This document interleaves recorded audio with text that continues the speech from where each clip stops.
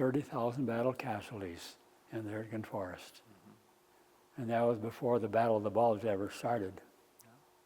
Historically, it was one of the longest, if not the longest, and one of the bloodiest of all the Army's engagements. One of the biggest, dumbest moves the Army made, yeah.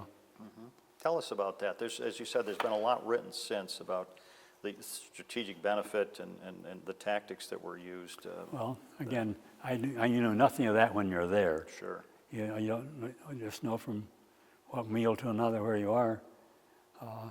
But they told us later that if they would have gone around, but again, that didn't come up until at least 10, 12 years, 15 years later.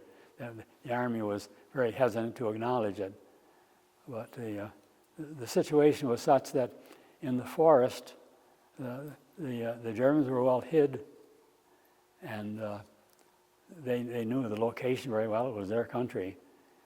And for us, we had a difficulty because the roads it was wet, cold, snowy, muddy. Tanks got bottled up, couldn't get through.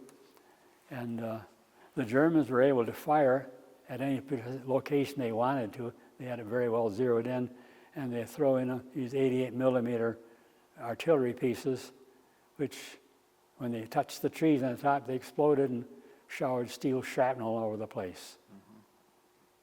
In this book that I got just 5 years ago, so they should have taught us that if you stood up, it'd be a smaller target.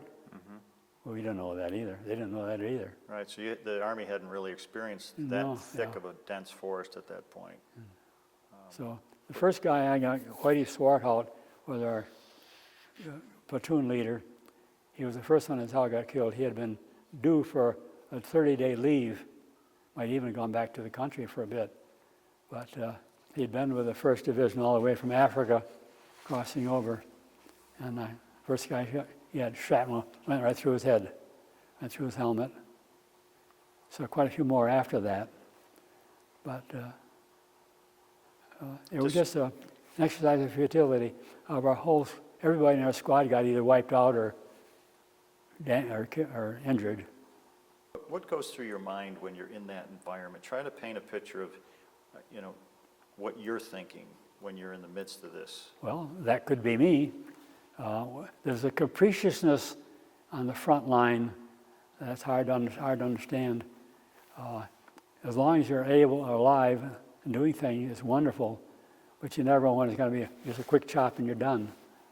It happens so often. You just keep on doing what you can do.